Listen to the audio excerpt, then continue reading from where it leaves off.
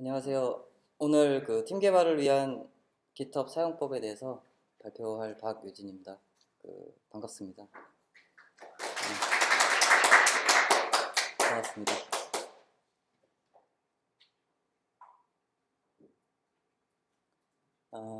시작을 하겠습니다.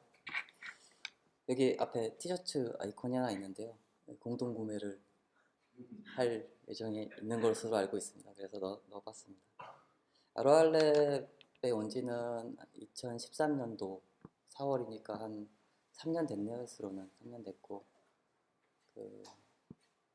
많이 배우고 있고 저는 이제 건축을 전공했는데요. 건축 관련 이제 앱들을 주로 만들었었는데 ASP로 처음에 시작을 했어요. 처음에 시작을 하고 자바 쪽도 조금 하고 프로젝트에 따라서 여러 가지를 했는데 루비 프로젝트를 하면서 좀 배운 게 많았어요. 그러니까 약간 패러다임 같은 게 좀 바뀌었다고 해야 되나? 네, 그래서 아로알랩 와서 열심히 참여하고 있습니다.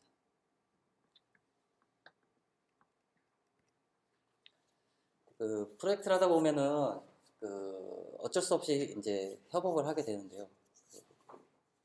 학교 다닐 때도 팀 프로젝트 같은 거 하면 그거는 이제 이렇게 뭘 하자고 모인 게 아니고 어쩔 수 없이 이렇게 팀에 이렇게 강제로 팀 프로젝트를 하는데 보통은 이제 그걸 하게 되면 혼자만 하게 되죠. 그리고 막 좀 잘 안 돼요. 잘 되는 팀이 몇 팀 없더라고요. 아프리카 속담에 보면은 빨리 가려면 혼자 가고 멀리 가려면 함께 가라라는 말이 있습니다. 이 기러기를 제가 그림으로 넣어놨는데요. 기러기들이 이제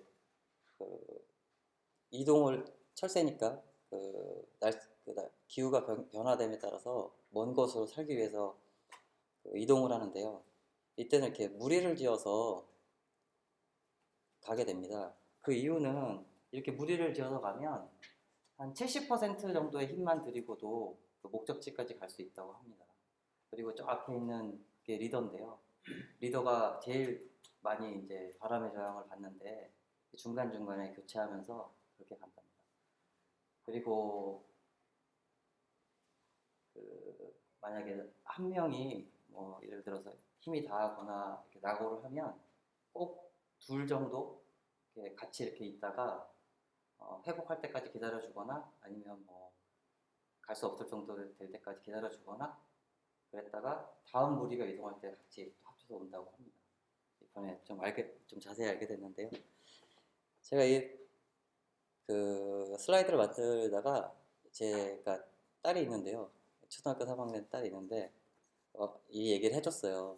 이 그림을 같이 이렇게 보면 이렇게 좀 이렇게 저를 쉬게 해주려고 많이 노력을 하거든요. 와서 막 키보드도 뚝뚝뚝뚝 하고 그래서 얘기해주면서 하면서 기록이 이런데 사람은 같이 일을 하면 어떻게 될까? 제가 이렇게 물어봤어요. 그랬더니 대답이 싸워 이러는 거예요. 팀 개발이 좀 어렵다라는 건 맞는 것 같아요. 이렇게 해보면 어렵습니다. 사람이 다 다르니까요.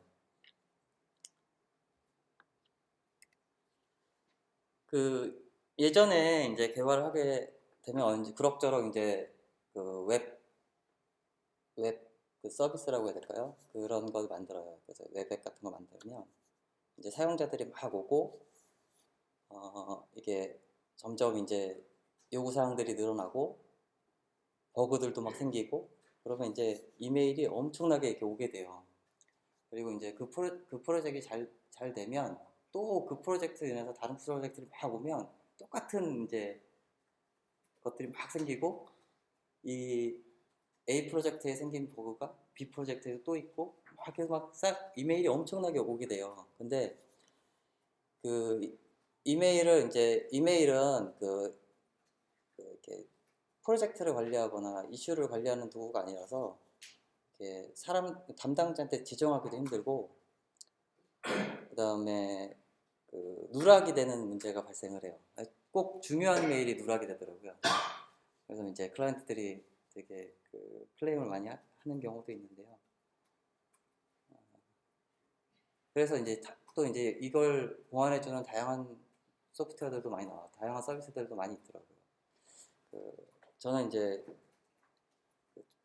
원더리스트라는 그 앱이 있는데요. 그 원더리스트가 이메일 등록해 놓으면 자동으로 원더리스트에 탁탁탁 들어가고 이제 거기에 담당자도 배정을 하고 그렇게 해서 관리를 어느 정도 할 수 있더라고요. 좀 불편하긴 한데 완벽한 해결책은 아닌데, 그래서 이제 체크만 하면은 완료로 다 떨어지니까 그렇게 관리하긴 했었는데요. 그마저도 다른 문제 때문에 관리가 잘 안 되더라고요. 왜 그러냐면 여기 그 보면은 사라진 이정표라는 게 있고 그 왠지 모를 찜찜함이라는 내용이 있는데, 이게 뭐냐면 이 일이 끝난 건지 안 끝났는지 몰라서 완료 처리를 못해요. 왜냐면 불안한 거예요. 왜냐면 그 프로젝트에 대한 다큐먼트도 처음이랑 다르고 막 변화가 돼서 변화 기록들이 없어서 처음이랑 다르고 그러기 때문에 히스토리를 모르니까, 맥락을 모르니까 이게 완료가 된 건지 안 된 건지 모르고 완료를 됐다고 했는데 다시 또 이메일이 또 와요. 그거 잘못됐다라고. 그래서 막 늪지대를 건너는 것처럼 되게 속도가 더뎌요. 개발하거나 이런 속도들이 되게 느리거든요.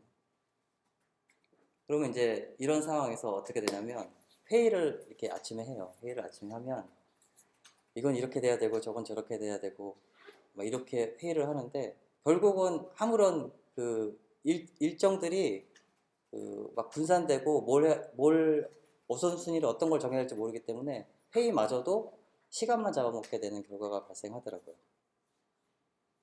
결정적으로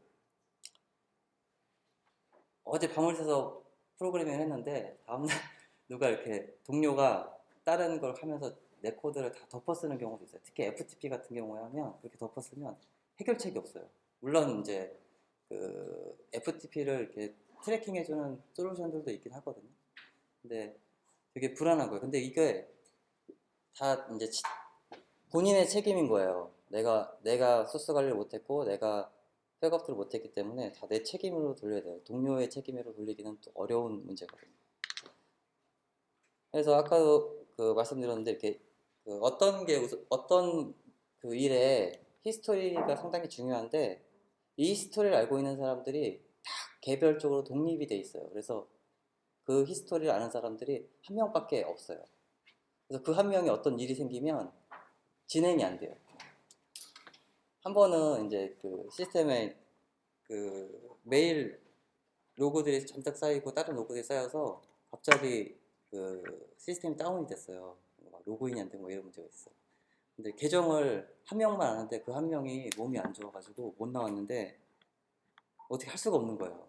이제 비단 이게 그건 단적인 예인데, 하여튼 이런 문제들이 예전에 되게 많았고 요즘에도 있을지 모르겠어요. 요즘에도 아마 같은 게 개발을 하니까. 그래서 이 얘기를 하는 이유는 뭐냐면 그 지금 이제 루비 온 레일스 강의를 하는데 그 루비 온 레일스는 안 하고 긴 얘기하고 막 깃헙 얘기하고 이러니까 아마 그 루비 온 레일스는 언제 하지? 이렇게 생각하시는 분도 있는데, 실은 그것도 중요하지만 이렇게 베이스가 되는 게 되게 중요하거든요. 그래서 이런 게 구축이 돼 있어야 이제 멀리 갈 수 있는 거죠. 멀리 갈 수 있습니다. 그래서 아마 그 오늘 제가 준비한 내용들을 들으시면 이게 중요한 포인트구나라고 공감하실 수 있을 것 같아요. 네, 제 희망사항인데요. 네, 그렇습니다. 이제 제가 2013년부터 이제 아로알랩에 와서 어떤 걸 했었냐면 이제 그 레일스, 그러니까 아로알랩 홈페이지를 그 TDD로 이렇게 만드는 작업들을 했었어요. 같이 이렇게 모여가지고 처음에 한 8명 정도 시작한 것 같은데 꽤 많은 사람들이 이렇게 모여서 시작을 했어요. 근데 그때 요 문구는 실용주의 프로그래머에 제일 앞에 나오는 이제 인용 문구인데요.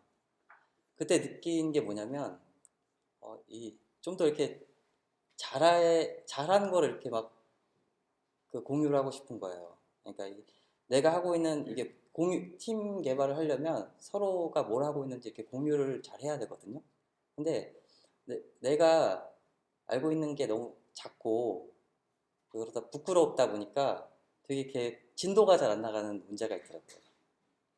그래서 가장 큰 약점을 보일 것에 대한 두려움이다. 이런 말을 아주 이게 1900년대 쓰신 건데 되게 공감을 많이 했어요.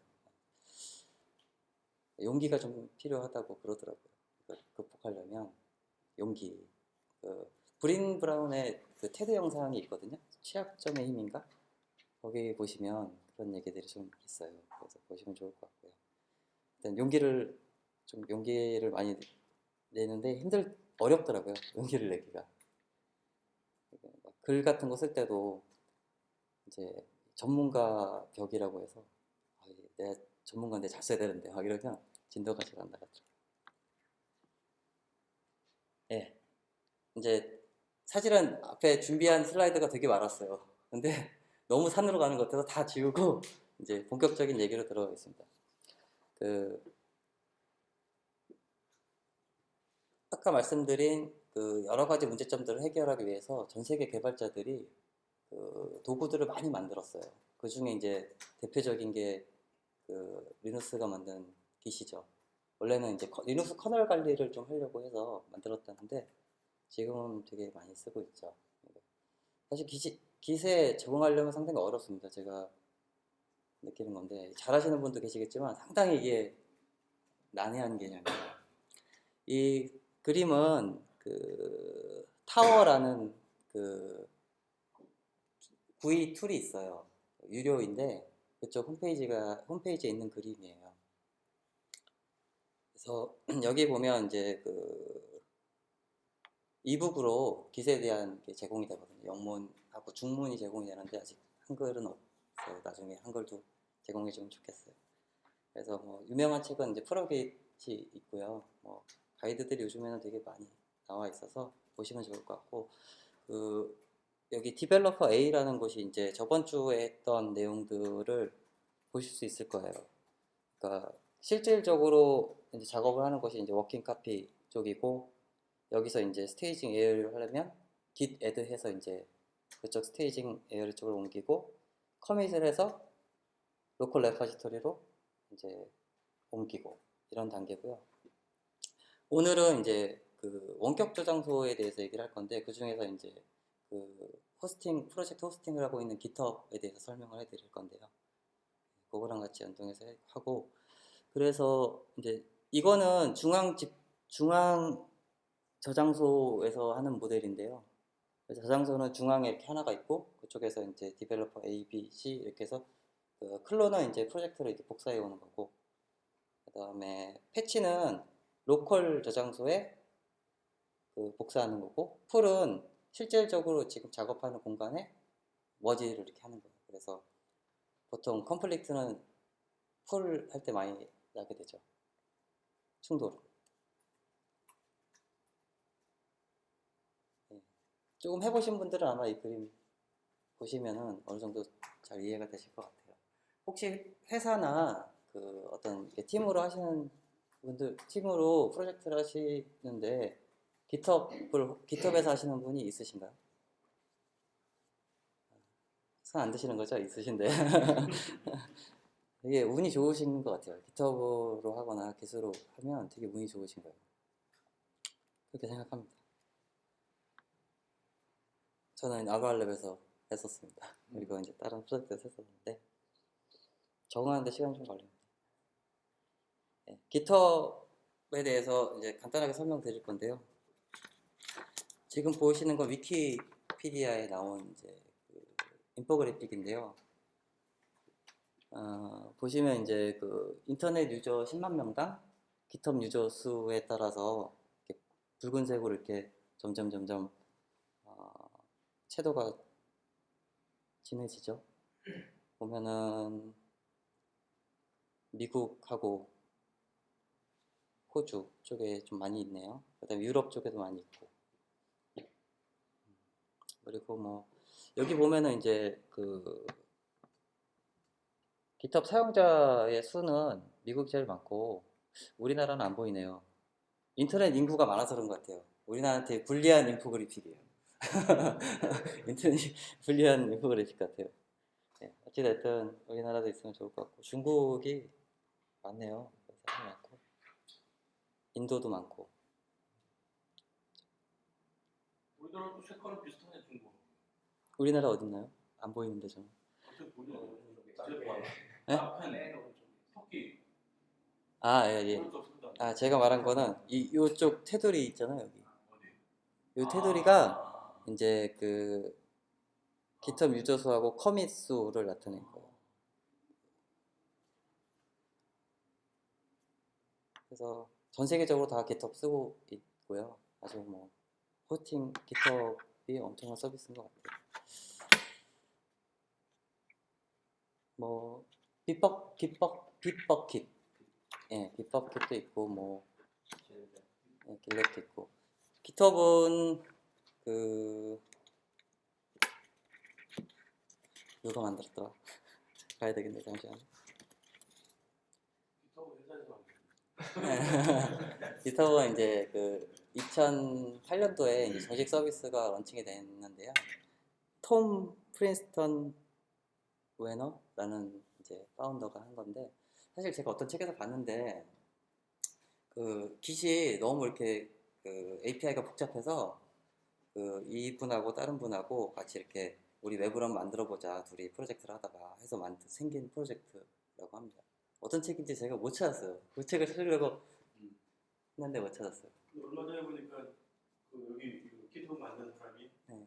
그 커맨드 라인 명령 중에서 그 PR하고 머지하는 커맨드를 소개했더라고. 네. 그래서 git 머지 대시 PR하면 PR하는 거는 커맨드 라인에서 머지해주는 거. 지금은 웹에서만 머지해줘야 돼. 이제는 커맨드 라인 익숙해지니까. 그렇게 하나 기록을 했더라고. 예. 그래서 이제 그 예전에는 깃허브이 이제 대중화되기 전에는 그 프로젝트 유명한 오픈소스 프로젝트나 어떤 프로젝트들이 소위 엘리트 위주의 프로젝트였거든요.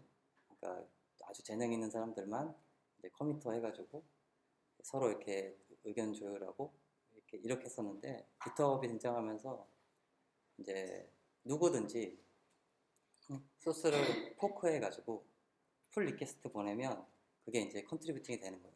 자기가 원하는 기능들을 이제 오픈 소스에 기여를 하게 되는 거죠. 뭐 그래서 이제 저도 이제 간단한 PR 같은 건 해요. 이제 예를 들면은 부트스트랩에 이제 캘린더 같은 모듈이 있는데 보면은 그 우리 한국어만 잘 안 돼 있어요. 잘 안 돼 있어서 이제 한국어 좀 수정해서 PR 보내면 이제 그쪽에서 이제 마일스톤에 넣어가지고 다음 버전 때 해주겠다. 뭐 이런. 그러니까 예를 들면 이런 거예요. 우리는 시작이 일요일이 먼저 시작이잖아요, 달력이. 근데 다른 나라는 안 그런가 봐요. 다른 나라는 다른 요일이 시작이라서 그걸 바꾼 거 같은데. 뭐 그런 소소한 것들도 다 이제 PR 보내면 이제 컨트리뷰팅 할 수 있는 거고요. 그 다음에 뭐 깃허브 사이트에 뭐 이슈도 되게 좋은 기능들이 많이 있어서 와플 조금 이따 보여드릴 건데 와플.io에서는 이제 깃허브의 이슈들을 가지고 그 이제 티켓 관리를 할 수 있게 쉽게 할 수 있게 만들어졌어요. 위키도 좋고 깃허브는 또 마크다운을 좀 좋아하거든요. 마크다운으로 다 돼 있어서 문서 작성도 쉽게 할 수 있다는데 처음 할 때는 또 마크다운이 또 어렵습니다. 처음 하면 다 어렵죠. 그래서 그 지킬이라는 또 그 블로그 툴이 있는데요. 마크다운이나 깃 연습하실 때, 깃허브 연습하실 때 되게 유용하게 할 수 있고요. 그 다음에 초보자를 위한 레이스 가이드도 그 마크다운으로 해서 이제 작성을 해서 깃북이라는 또 서비스에 올려서 이제 RL랩에서 박사님하고 여러분이 또 출판도 하신 것으로 알고 있습니다. 그리고 트래비스라는 또 CI를 여기서 만들어서요. 옛날에는 그 젠킨스 허드슨이었죠. 젠킨스로 바꿨는데 그런 건 좀 설정이 복잡한데 트래비스는 이제 GitHub 아이디만 있으면 쉽게 이제 CI를 설정할 수 있습니다. GitHub에는 무료인데요. 무료인데 이제 공개 프로젝트만 무료입니다. 비공개로 할 때는 한 달에 7불씩 내야 되고요. 그 다음에 이제 프라이빗 계정은 그 리드 권한을 그 콜라보레이터 때 줄 수가 없어요. 그래서 좀 큰 프로젝트는 또 오거니제이션이라는 또 플랜이 있거든요. 그거는 또 상당히 비쌉니다. 비싸고 뭐 공익의 목적이라든가 커뮤니케이 목적은 또 무료로 이메일을 보내면 무료로 해준다고 합니다. 조금 이따가 좀 둘러보면서 설명을 자세히 드릴게요. GitHub은 GitHub 사용법이니까. 그림이 약간 촌스러워졌는데 이거 제가 만든 겁니다.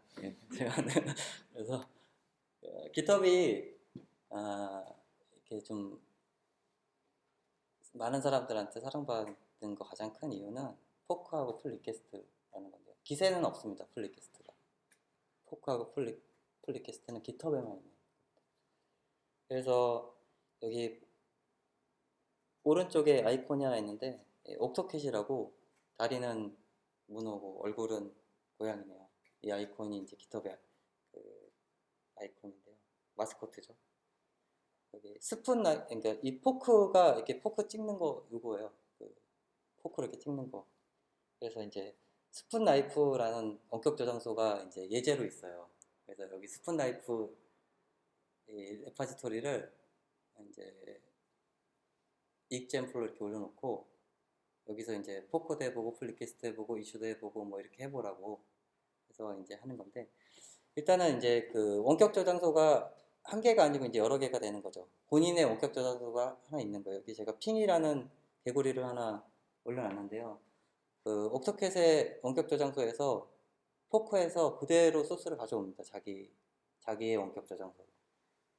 그리고 나서 이제 밑에 보시면 여기서 이제 뭐 커밋을 하던가 뭐 파일 추가해서 뭐 커밋하던가 그렇게 해서 작업을 한 다음에 푸시를 합니다. 자기의 원격 저장소로. 그리고 나서 그 내용을 옥토캣의 원격 저장소로 풀 리퀘스트를 보내죠. 그러면 그 이제 머지를 한다던가 아니면 뭐 다시 내라고 한다던가 뭐 이렇게 되겠죠. 예전에 이제 오픈소스 예전에는 다 이렇게 했습니다. 그 컨트리뷰트 하려면 포크를 해가지고 풀 리퀘스트를 보내라. 근데 요즘에는 브랜치를 만들어라 이렇게 하면 되게 그 규모가 커지다 보니까 너무 이렇게 관리하기가 어려워서 요즘에는 대부분 가이드 보면 브랜치를 만들고 이거를 풀 리퀘스트 하라 이렇게 하거든요. 나중에 또 보여드리겠습니다.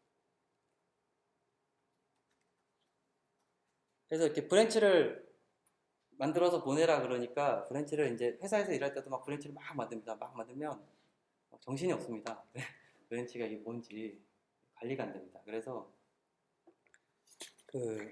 이건 빈센트 드리센이라고 2010년도에 그 Successful Git Branching 모델이라는 블로그를 썼는데요. 거기에 나온 게 Git 플로우라고 거의 브랜치 전략의 표준으로 되어 있습니다. 그리고 도구들도 있고요. Git의 익스텐션으로 깔립니다. 그래서 쉽게 브랜치 전략을 하고 누구나 알아볼 수 있게 누구나 알아보기 쉽게 브랜치를 하고 그 다음에 안정성 그 다음에 뭐 배포 이런 것들을 이제 정리를 한 분이신데요. 도구의 이름도 깃플로우입니다. 도구의 이름도 깃플로우고 소스트리나 타워 같은 경우에는 구이 환경에서도 이걸 쓸 수가 있습니다. 보통 이게 다른 툴들은 잘 안 되나 봐요. 구이 환경에서. 근데 그런 툴들 소스트리하고 타워는 제공을 하고요. 원래 블로그에 있는 그림들은 되게 이렇게 정신이 없어서 이거는 이제 빗버킷에 있는 튜토리얼인데요. 아틀라시안 튜토리얼인데 잠깐 설명을 드리면 마스터 브랜치가 있고요. 여기 이제 태그들을 입력을 합니다. 그래서 버전 0.1 시작해서 맨 아래 이제 초록색 중간에 이제 디벨롭 브랜치가 제일 먼저 생기고요. 디벨롭 브랜치에서 피처, 그러니까 기능들에 따라서 피처 브랜치를 하나씩 만듭니다. 뭐 한 사람이 거의 대부분 한 사람이 만들거나 뭐 소규모 팀들이 만들겠죠. 그 다음에 기능이 완성되면 이제 디벨롭 브랜치에 머지를 합니다. 머지를 하고 그 중간에 이제 긴급 이제 버그나 핫픽스가 생기면 마스터 브랜치에서 핫픽스를 따로 떼가지고 바로 마스터에 머지를 합니다. 그리고 이제 이게 마스터에 이제 그 태그를 남기고 최종적으로 이제 그 배포를 할 때는 릴리즈라는 브랜치를 하나 만들어서 그쪽에서 그 디벨롭 브랜치에 있는 걸 머지를 한 다음에 다시 마스터에 머지하는 이런 단계로 하는데요. 어느 정도 규모가 있는 그 회사에서는 이렇게 쓴다고 합니다. 기프로를 쓴다고 하고, 사실 근데 소규모 팀에서는 이게 되게 복잡한 프로세스라서 좀 안 맞아서 좀 변형된 좀 플로어들이 많이 나오거든요. 그 중에 이제 그 기터 플로우라는 게 있는데요. 이거는 그 프로깃을 쓴 스캇 샤콘이라는 분이 이제 깃허브에서는 이렇게 쓰고 있다. 깃플로우 너무 복잡하고 너무 속도가 좀 떨어진다. 요즘에는 빨리빨리 만들어서 빨리빨리 배포하고 빨리빨리 해야 되는데 너무 좀 그렇다. 그래서 깃허브라는 걸 만들었는데 좀 간단합니다. 그 마스터 브랜치가 이제 배포 브랜치가 됩니다. 마스터 브랜치가 배포 브랜치가 되고 그 마스터에서 이제 새로운 기능들을 추가하고 싶으면 브랜치를 만듭니다. 브랜치를 만들 때는 뭐 아주 명확한 이름으로 만드는 게 좋다고 권장이 됩니다. 그래서 브랜치를 만든 다음에 그 원격 저장소에도 바로 푸시를 합니다. 원격 저장소에서 바로 푸시를 하면 이 사람이 다른 사람들 사실은 자기 저장소에만 있으면 다른 사람들이 모르거든요. 이 사람이 무슨 작업을 하는지. 그래서 바로 내가 이거를 작업하겠다라고 브랜치를 만들면 바로 원격 저장소에 푸시를 합니다. 푸시를 하면 다른 사람들 알 수 있고 그 사람이 못하면 다른 사람이 또 계속 진행을 할 수가 있고, 그리고 이제 개발이 끝나면 마스터에 풀 리퀘스트를 합니다. 그러면 이제 그 동료들이 거기다 이제 코드 리뷰를 하면서 검증을 하게 되죠. 그리고 중요한 거는 테스트가 있어야 됩니다. 테스트 코드들이 있어야 이게 가능합니다. 안 그러면 빌드가 깨지거나 되게 치명적일 수 있습니다. 그래서 검증하는 단계가 되게 중요하고요. 그리고 머지하면 바로 배포됩니다. 머지를 함과 동시에 배포가 되고요. 아니면 그 풀 리퀘스트 한 걸 배포를 할 수가 있습니다. 풀 리퀘스트 한 브랜치를 배포를 합니다. 배포를 한 다음에 그 사용자 테스트를 하는 거죠. 한 하루 이틀 문제가 있으면 바로 롤백합니다. 마스터 브랜치 다시 하고요. 문제 없으면 그냥 마스터랑 머지 이런 플로우로 배워요. 조금 이따가 한번 보여드릴게요. 풀 리퀘스트가 포크를 했을 때 그 업스트림에다가 이제 풀 리퀘스트 하는 것도 알고 있었는데, 이건 지금 현재 포킹하지 않고 그대로 풀을 받은 상태에서 내가 브랜치 따로 만들어서 브랜치까지 같이 푸시를 해주는 거죠. 그렇죠. 그러면 그 상태에서 풀 리퀘스트는 그 안에 깃허브에 풀 리퀘스트를 할 수 있게끔 된다고 했었어요. 자, 해당 브랜치로 이동하면 거기서 풀 리퀘스트 버튼이 있나 보요. 그래서 깃허브 플로우는 깃허브에서 할 수 있습니다. 다른 깃허브로 안 되는, 로컬에서 안 된다면. 그렇죠. 그리고 이제 뭐 다른 저장소들도 제공하는 것 같은데요. 다른 이제 호스팅 서비스도 제공하는 것 같은데 일단 깃허브 플로우니까 깃허브에서는 다 됩니다. 저 깃허브에서 나온 사람 아니고요. 나온 사람 아니고 그렇습니다. 그래서 이제 이렇게 하다 보면 사실은 이제 브랜치를 만들고 뭐 새로운 기능을 추가하고 이러는데 사실은 그 문제가 뭘 해야 될지 모르는 게 문제입니다. 아까도 말씀드렸듯이 메일이 이렇게 막 오는데 우선순위가 뭔지, 어떤 걸 먼저 해야 되는지, 이 작업은 해야 되는지 안 해야 되는지 이런 것들이 관리를 해야 되는데요. 사실 이제 제가 학교 다닐 때는 이제 건축 쪽에서는 이 공정관리라고 해서 되게 복잡한 공정관리 툴이 있어요. 왜냐하면 그 큰 건축물을 크게 지으면 비용도 많이 들어가고 이게 지체가 되면 그 금융 비용들이 상당히 많이 발생하기 때문에 작업들을 다 쪼개가지고 어떤 작업을 우선으로 처리해야 되고 어떤 작업을 나중에 처리해야 되고 이런 것들을 표로 다 만들어 놓은 다음에 이제 진도 체크를 막 하게 돼요. 제가 학교 다닐 때 이제 저는 컴퓨터공학과 수업도 좀 들었는데요. 거기에 이제 그 SE라고 이제 SE 소프트웨어 엔지니어링 쪽에서도 이제 그런 개념들이 많이 들어와 있더라고요. 뭐 CPM이라든가 뭐 이런 건 다 건축 쪽에서 이렇게 들어온 것으로 제가 알고 있어요. 하여튼 있는데 사실은 이제 그게 잘 안 맞는 것 같아요. 네, 잘 안 맞아요. 왜냐면 건축 쪽은 이제 그 일정 산정하는 게 대부분 이렇게 룰이 좀 있거든요. 그러니까 뭐가 얼마고 인력은 몇 투입하고 어떤 걸 쓰고 이런 게 다 좀 체계화되어 있는데 이 소프트웨어 개발 쪽은 그렇게 하기에는 조금 어려운 문제들이 좀 있는 것 같아요. 그리고 그 사실은 이제 건축 쪽에서도 그 LOC라고 그 생애 주기 비용 같은 걸 이제 계산하거든요. 그래서 처음에는 예를 들어서 뭐 이 건축물을 10억에 졌는데 막 전기세라든가 유지 비용을 이제 한 10년치, 20년치 계산하면 뭐 더 든다. 처음에 아예 20억으로 하고 나중에 유지 비용을 줄이자. 뭐 이런 좀 변수들이 있어요. 예를 들어서 뭐 유가라든가 뭐 이런 거 변수들이 좀 있는데 어찌됐든 전체 비용들을 계산해서 이제 하는 움직임이 있고요. 소프트웨어 마찬가지 이렇게 소프트웨어를 빌드하는 개념보다는 그냥 가드닝이라고 해야 되나요?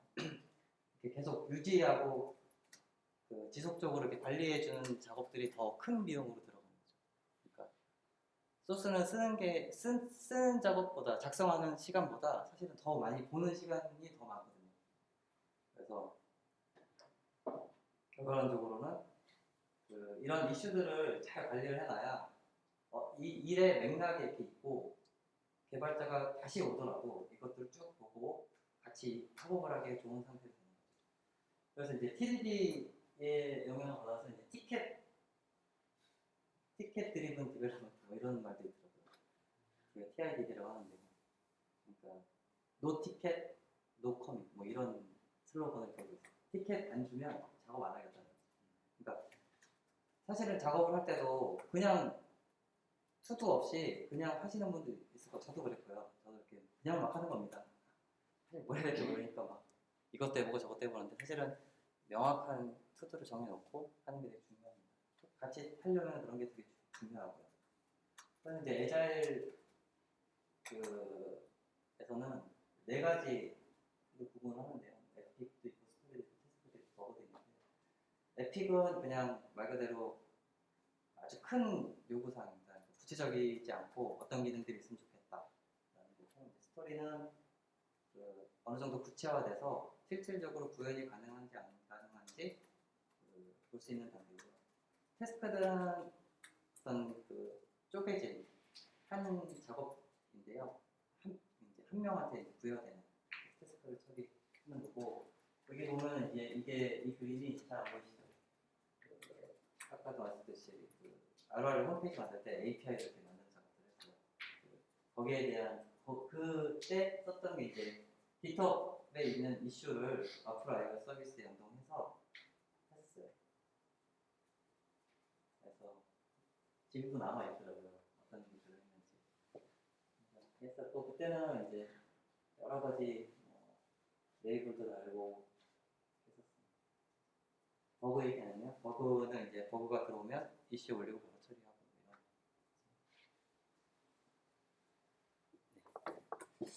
이런. GitHub의 이슈가 재밌는 게 뭐냐면 이게 멘션이 됩니다. 골뱅이 태그를 넣으면 어떤 사람한테 멘션을 보낼 수가 있어요. 메시지나 이런 것들이. 그리고 이제 해시태그를 넣으면은 다 트래킹이 돼요. 이슈 트래킹이 다 되고, 그래서 이게 또 그 브랜치 이름에다가 해시태그를 넣으면 그 이슈들이 다 따라가요. 그래서 풀 리퀘스트 보내면 이게 여기 보시면 뭐 진행 중 단계로 막 넘어가고, 그 다음에 머지가 되면 자동으로 이제 완료 단계로 막 넘어가고 그래요. 자동으로 막 뭐가 돼요. 좀 이따 데모할 때 잠깐 보여드리겠습니다.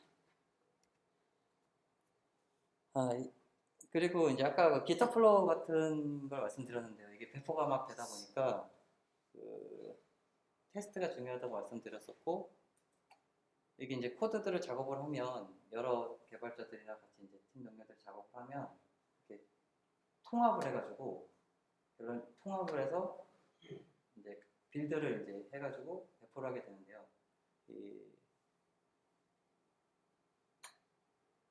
이게 없으면 사실상 그 자동으로 배포를 하는 게 불가능합니다. CI를 하려면 일단 코드 베이스, 그러니까 Git으로 관리되는 원격 저장소가 있어야 됩니다. 있어야 되고, 이제 빌드 도구들이 있어야 돼요. 루비는 메이크라는 빌드가 있는데요. 뭐 카피스트라노나 체프나 이런 것들도 잘 돼 있고요. 그 메이크를 이용해서. 그 다음에 이제 테스트 코드. 테스트 코드는 여러 가지 테스트가 있어요. 뭐 예를 들어서 뭐 보통 알스펙을 예전에 많이 로라 API 작업할 때 많이 썼었는데요. 뭐 알스펙에 있는 뭐 모델 테스트한다던가, 뭐 컨트롤러 테스트한다던가, 그다음에 뭐 통합 테스트를 한다던가, 그다음에 뭐가 있을까요? 뭐 사용자 테스트, 그다음에 뭐 셀레니엄 드라이버 같은 거 이용해서 그 회계 테스트 같은 것도 하고 그러는데요. 상당히 힘듭니다. 테스트. 소스 코드보다 테스트 코드가 더 짜기 힘든 것 같아요. 사실은. 근데 한번 해놓으면 이제 아까 이제 그 늪지대를 건너는 기분이 아니고, 이거는 뭐 거의 안전장 잘 돼 있는 거에 작업을 아주 쉽게 편하게 할 수 있어요. 막 바꾸고 변경이 용이하고. 그 다음에 이제 아까 말씀드렸던 잭키스랑 트래비스랑 CI 도구가 있어요. 그 조회론 소프트웨어를 모으면 이제 뭐 옛날에 회사에 일일 빌드를 하십니까라는 뭐 이런 설문도 있었는데요. 매일매일 빌드를 하면 그 어디서 빌드가 깨졌는지를 추적하기도 쉽다고 합니다. 상당히 또 어렵죠. 근데 이런 자동화 도구들이 있으면 실시간으로 이제 빌드를 해줍니다. 뭐가 바뀌면 빌드를 해줍니다. 물론 이제 커버리지 문제가 있는데요. 그러니까 어느 정도, 그러니까 전체를 다 할 수는 없고 어느 정도 뭐 50%, 70% 이렇게 커버리지를 봐서 그런 툴들도 또 있어요. 엄청 많아요. 툴들이. 이제 처음에 웹 개발할 때는 이제 좀 힘들게 했었는데 막 조금 발전되면 정말 편하게 할 수 있겠다라고 생각을 했어요. 뭐가 이렇게 많은지 저 혼자 복잡해지는 것 같아요. 그렇습니다. 그 다음에 이제 배포 자동화인데요. 보통 이제 레이스가 배포가 어렵다라고 하는 게 정설이잖아요. 그래서 다양한 도구들이 많이 있어요. 특히 뭐 카피스트라노 같은 경우에는 뭐 정말 잘 돼 있고요. 그 다음에 이제 체프도 이제 그 루비로 돼 있는 툴이고, 근데 보통 이제 그 이제 배포 자동화 툴들이 이렇게 여러 가지 있는데 경계가 좀 불분명한 건 사실인데요. 보통 이제 한 3가지 정도로 예전에 구분을 했었어요. 그러니까 부트스트래핑이라고 이제 OS 설치나 시스템 설정들을 잡아주는 거예요. 예전에 이제 제가 그 프로젝트를 어떤 걸 썼냐면 이렇게 센서들이 있어요. 센서들이 있는데 그 온도, 습도, 조도 센서들이 여러 개 있고, 그거를 이제 무선으로 그 라디오 주파수를 이용해서 서로 통신을 한 다음에 이걸 모아가지고 이렇게 기록을 하는 프로젝트를 했었는데, 그때 그 네스C라는 그 프로그램이 있어요. 그걸 이제 설정하려면 윈도우에서는 잘 안 되고요. 이제 리눅스에다가 여러 가지를 깔아야 됩니다. 여러 가지 깔아야 되는데, 그걸 여러 사람들한테 다 깔려고 하면 까는 데만 정말 시간이 오래 걸리고 잘 안 돼요. 잘 안 되기 때문에 VM으로 떠가지고, 그때는 VM웨어를 썼었는데 VM웨어로 하나 설정을 딱 잡아준 다음에 없습니다. 다 적어가지고 여기서 만들면 됩니다. 체크할 수 있습니다. 저작권 시간이었나요? 베이그런트를 이용해서 하게 됐었죠. 윈도우즈 환경에서 레일스를 개발하려면 제가 봤을 때는 이제 베이그런트 가상화를 쓰는 게 가장 좋은 것 같아요. 그다음에 이제 그 아마존의 그다음에 오케스트레이션이라고 구분 지어지는 게 파피스트라노, 미나, 세브릭 정도인데요. 슬랙에 보니까 미나가 빠르다고 올려주시는 분이 있어요. 사실 툴들이 엄청 많아요. 이 외에도 되게 많아서 일일이 제가 다 보지도 못했고 제가 그냥 들어본 증만 것만 적어놨습니다. 그다음에 이제 서버 설정들 잡아주는 거 있어요. 그뭐 호스트 추가라든가 간단한 호스트 추가라든가 그런 컨피그레이션 잡아주는 것들 있고 그다음에 이제 파스라고 헤로코나 엔진 약을 일러스트레이션 이런 것들이 있는데 슬랙에 보면 참 많은 얘기들이 있는데 슬랙에 보니까 이 파스 이용하면 파피스트라노 안 써도 되는 거 아니냐 이렇게 질문하시는 분이 이렇게 얘기하시는 분이 있어요. 그렇긴 한데요. 단점들이 좀 있는 것 같아요. 일단 텔레코 같은 경우는 좀 비싸고요. 비쌉니다. 그냥 뭐 조그만한 거 할 때는 괜찮은데 회사에서 운영하게 되면 비용이 좀 비싸고 그다음 이런 서비스들은 문제가 생기면 어떻게 해결할 수 있는 좀 이렇게 제약이 있어요. 제약이 있기 때문에 어느 정도 규모가 커지면 이제 옮겨가야 돼요. 서버로 뭐 아마존 이스트나 이런 쪽으로 옮겨가던가 아니면은 새로 서버를 만들어서 파키스탄으로 내려간다던가 그런 차이가 있는 것 같아요. 근데 처음 할 때는 그 파스 쓰면 좋고 요즘에는 또 도커라고 해서 레퍼를 많이 하시는데 ROL랩도 지금 도커로 레퍼되고 있죠. 도커에서 다시 바꿨어요. 그랬어요? 도커에서 아직 카피스는 네, 컨테이너 기반으로 해서 이제 그대로 그 설정이랑 뭐 이런 거 다 떠가지고 변경되지 않는 걸로 해서 좀 다른 것 같죠. 많이들 쓰시고 있다고 들었고 약간 뭐 처음이니까 안정성은 좀 떨어질지 모르겠는데 뭐 그것도 지켜볼 만한 것 같습니다. 예, 잠깐 쉬었다가 데모를 제가 보여드릴 건데요. 오늘은 이제 간단하게 실습을 한번 해보면 어떨까 싶고요. 두 분씩 이렇게 좀 짝을 지어서 앉아주시면 좋을 것 같아요. 쉬는 시간에 인사도 좀 하시고 그래서 진행을 하시면 어떨까 싶어요. 경험 있는 분들하고 짝을 지내면. 네. 어떻게 되세요? 경험이 풀 리퀘스트 조금 써봤어요? PR 해보고